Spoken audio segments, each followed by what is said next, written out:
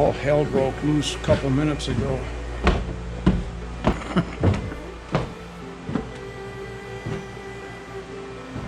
Looking for Insley. I'll bet she ended up in the basement. The smoke alarms went off. It's a windy day, and the wood stove does not like windy days. Have the door shut, the draft open, but it doesn't want to burn.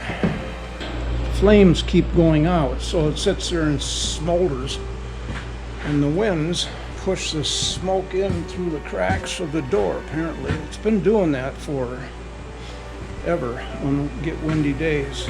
We both erupted. She barking,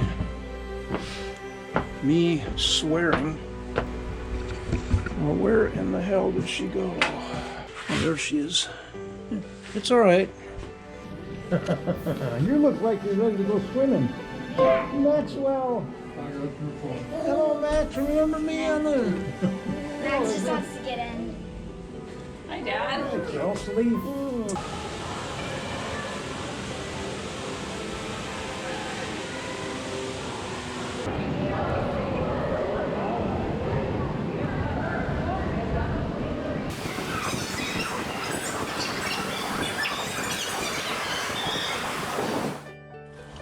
I've been watching an American Experience documentary on Oppenheimer, father of the atomic bomb, the ones they dropped on Hiroshima and Nagasaki.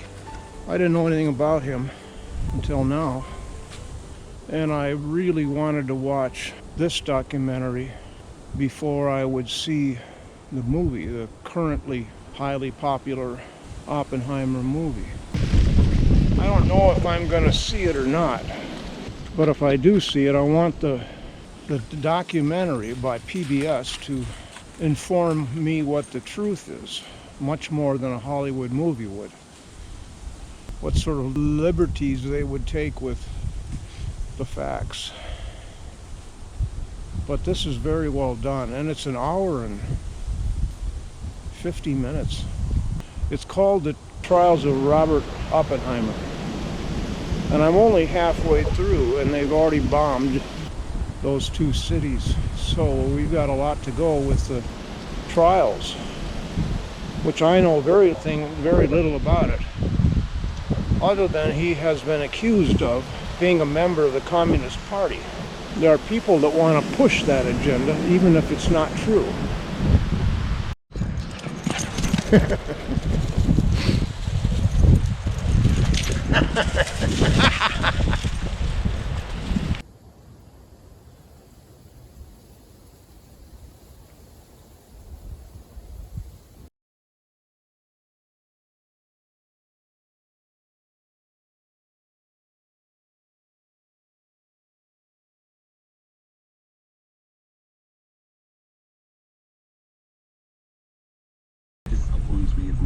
Sheriff drove right up to me and he said, get out of here. And I said, I live right there. I'm trying to get an idea of where we're at. We will let you know. Get out. And my lunch is in the microwave, cooling off.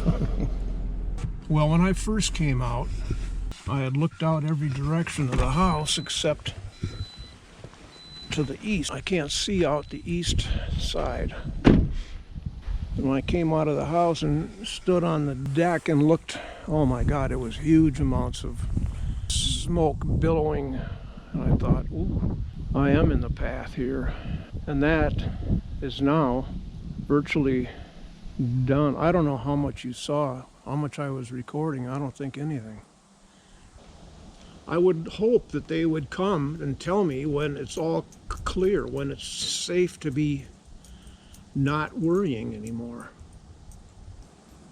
But from what I could see when I went out on the highway and got up to see all of the action, that the wind is coming out of the northeast, so it's not really heading right toward me. It's heading to the southwest. What did this guy that lives in that trailer house, what did he do to get this fire going?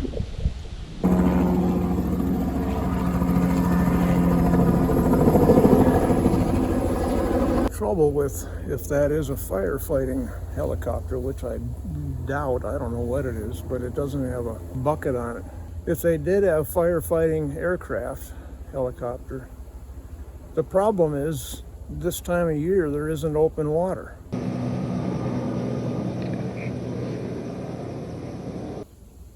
If the wind was a little bit more out of the east than it is, I'd have to get out of here. Sweetie, you're okay. We're gonna be okay, sweet girl. She is really spooked.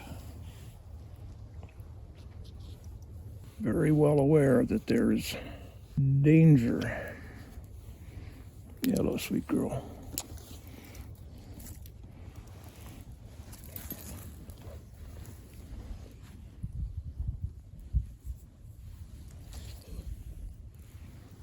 Yeah, you and me will be okay. That is all smoke.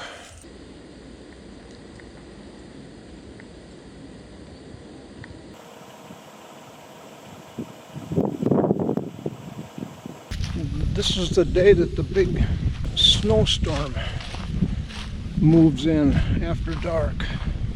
And they're still saying 6 to 15 inches of snow.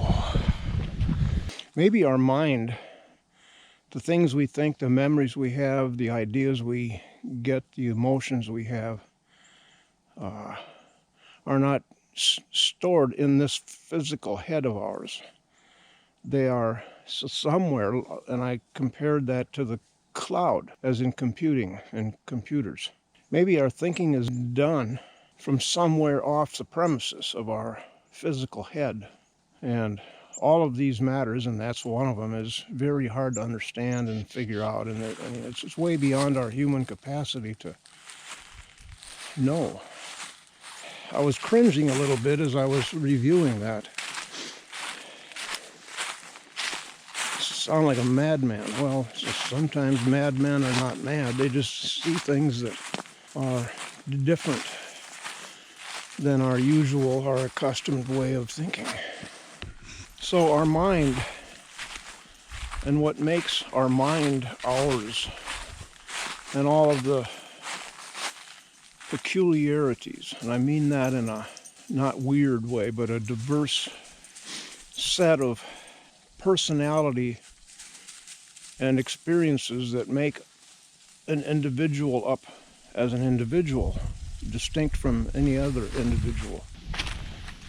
But that mind, that personality, that soul, does not die when this physical body dies. It isn't like our mind dies with the physical body. Since it's not attached to this body, it's autonomously linked somewhere else. So that would explain, if there is an afterlife to this life, which I'm fairly reasoned that there is, this life for us does not end. This is just the beginning. So what makes us us, and all of the unique things that make us, I mean, I've mentioned the memories, the experiences, the learning, the knowledge, the loves, the happinesses, the sadnesses, are all separate. So when this body dies, that part of us does not. It continues on, and we get to continue with it. I've thought about, and I've probably talked about, sleep. What is that, really? We drift off at night, and we're essentially unconscious for the 4, 6, 8 hours that we're asleep. And every time we reawake, our mind returns, if it ever left, or re-engages with life. And that's one of those thoughts, ideas that kind of, if I thought about it too hard, it would prevent me from trying to go to sleep at night. And I've said before, when we die, oh, that's beautiful.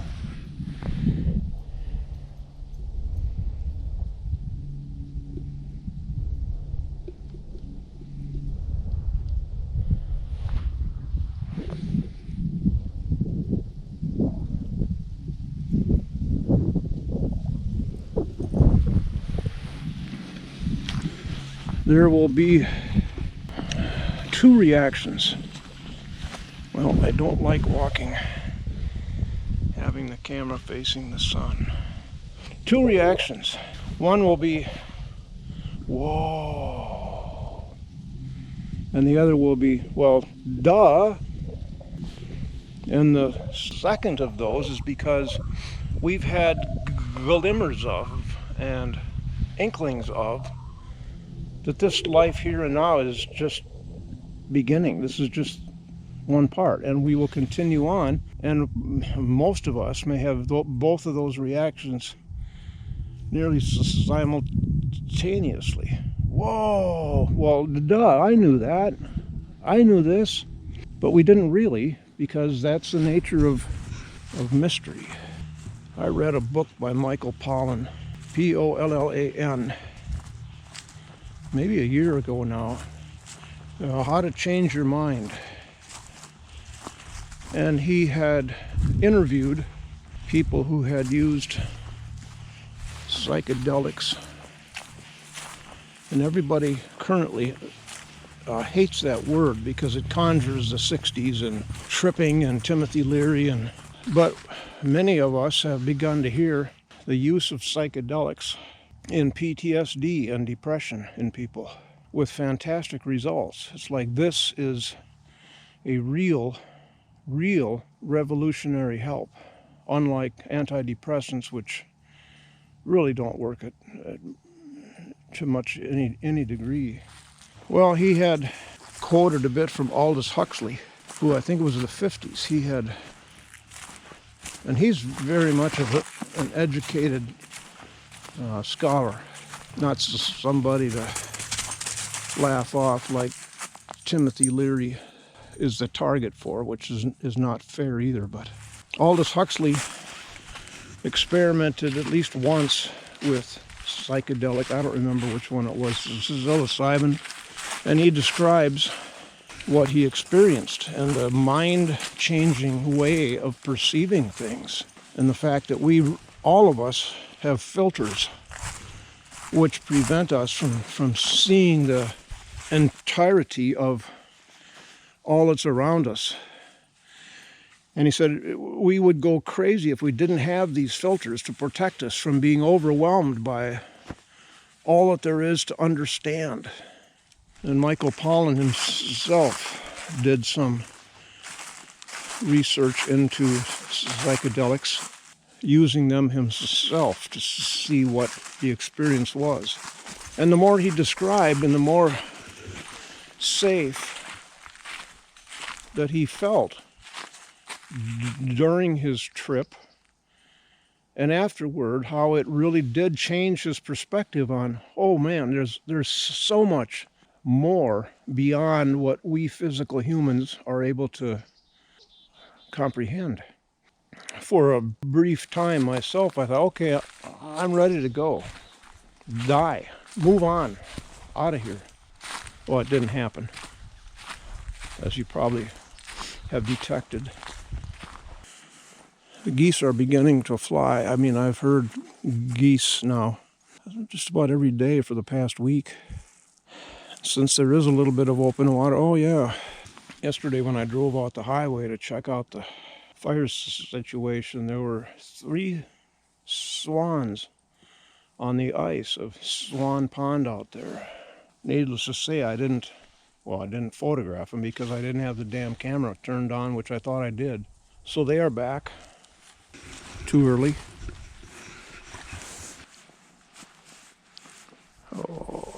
water in Otter Pond. There's no way we're going to have a full Otter Pond, but I'd sure like to have it half full anyway, to welcome all of the wildlife that usually comes here in the spring. I can't imagine having a dead pond because it's dried up. No hosting of geese, ducks, and all of the songbirds. Ooh.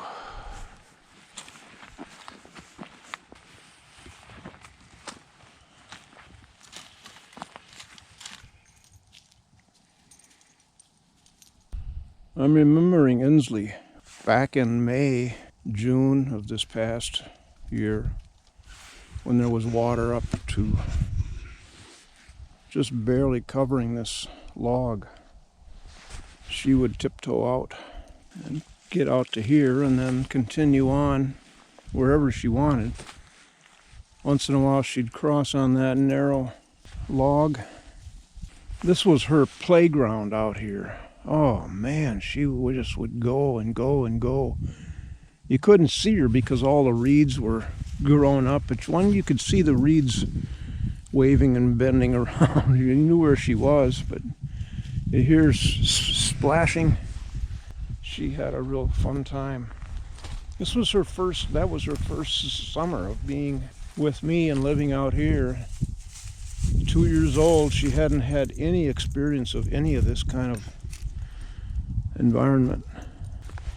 We'd go back up to the house and I'd have to get the towel out, which I left out all summer on the south deck hanging from a post so it could dry off every day. I'd take the towel and drape it across her head and body. At first she didn't like that. She didn't know what was going on. Well, after a few times of that, she got into it.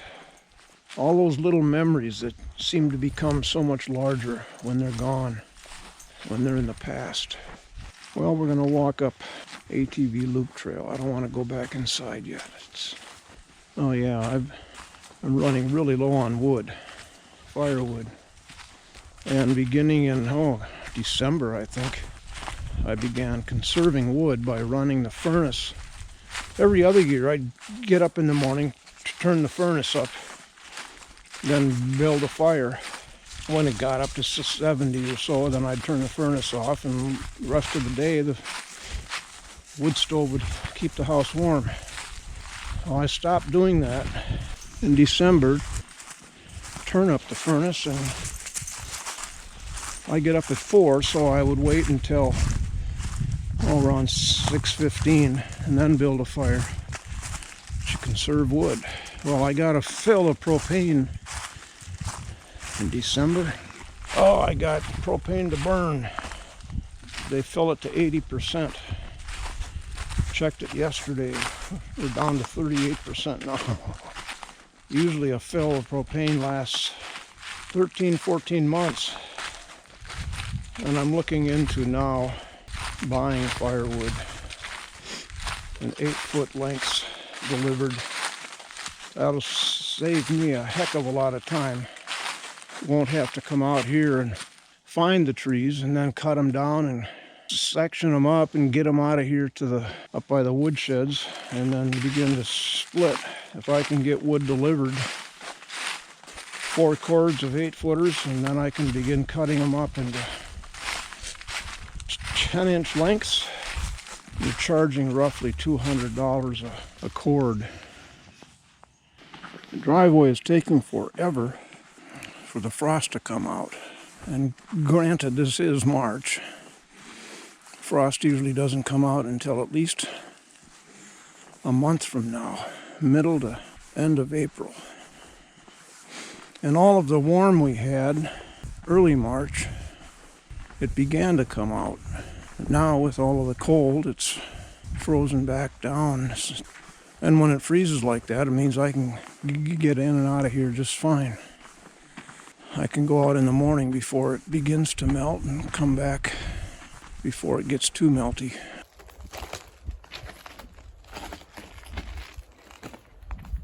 She's got a treasure.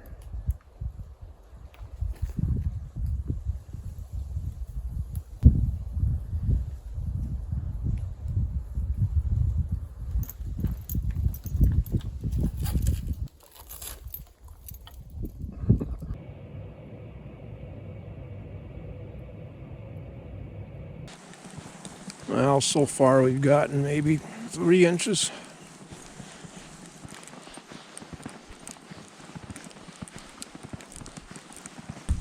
It's enough to plow, but it's not really enough to recharge the ground.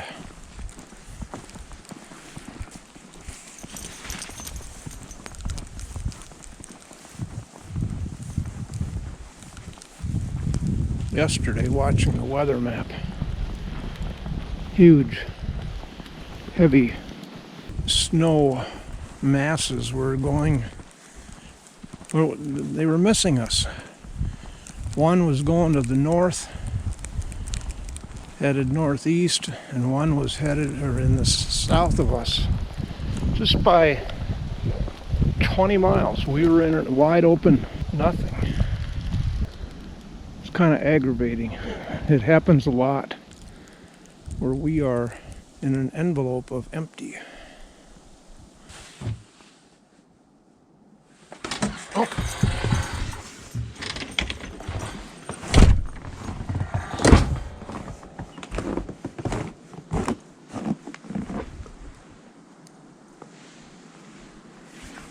Still snowing.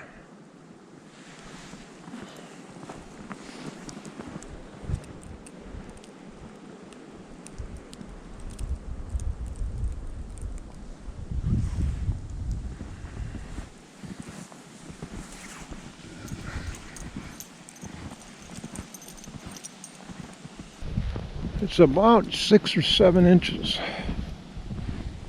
It's a whole lot more than I thought we were going to get on Sunday when it was all avoiding us. We were in a high and dry pocket of clear air, no snow coming at us. I was really annoyed because this was our big chance finally to get a lot. We haven't gotten a lot, but we've gotten a lot more than I expected yesterday.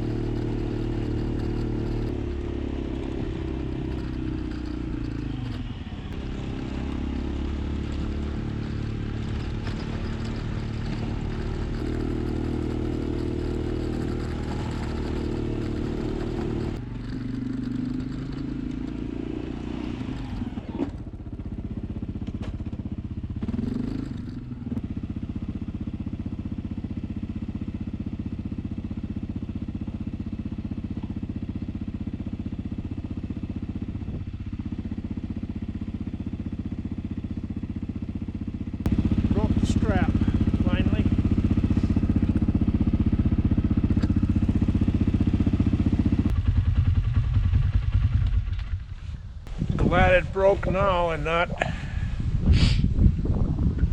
10 minutes ago. I'm getting there, getting things done. I went grocery shopping, came back out. I was a little bit worried about Insley being in the car with leaving groceries, but I sort of forgot it. Put the groceries in the back seat on the floor. Came out of dropping off a book at the library. She was in the middle seat. A loaf of bread was up out of the bag up on the seat. She hadn't eaten it. She hadn't even accosted it. Apparently she just reached in and pulled it out and left it on the seat. Ooh.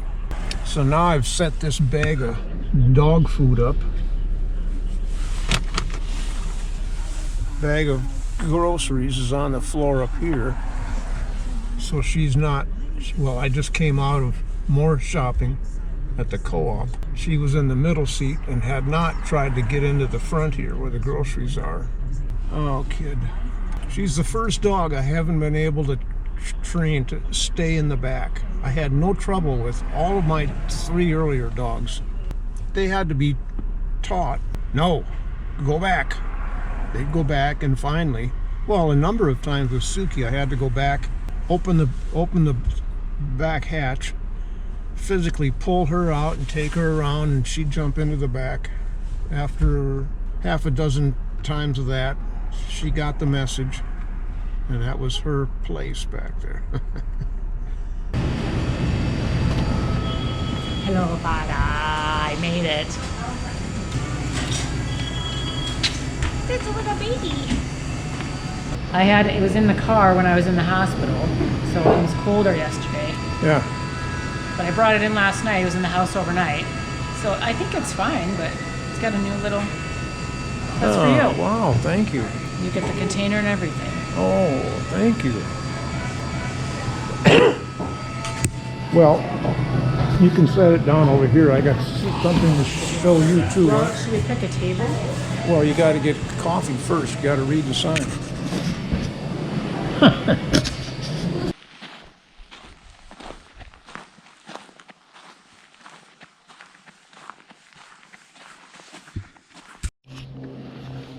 A very soft driveway.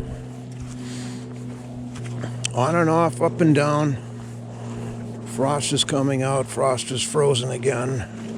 Oh, frost is coming out. No, frozen again.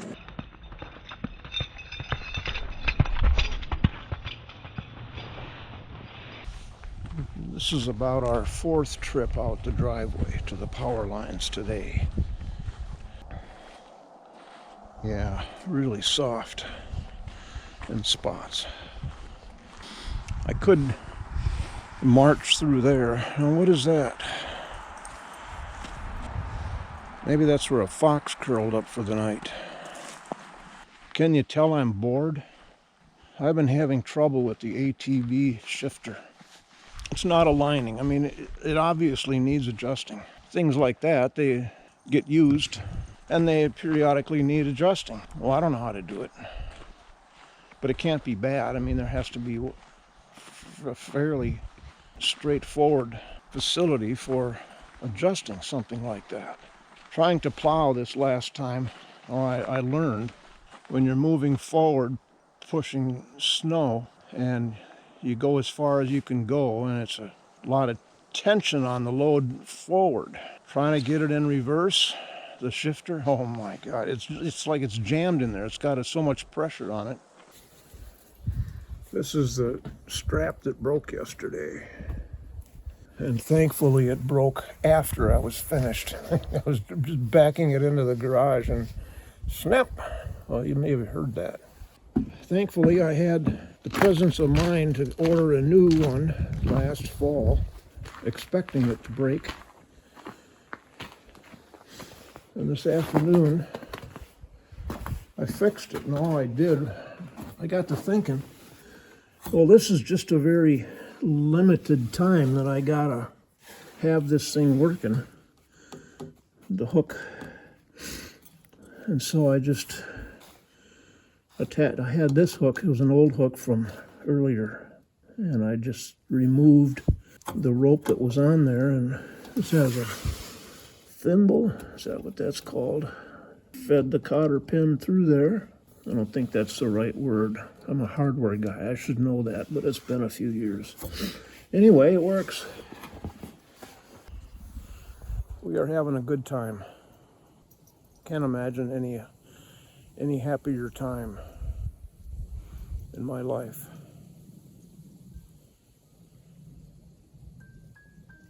Being completely removed and quiet out here.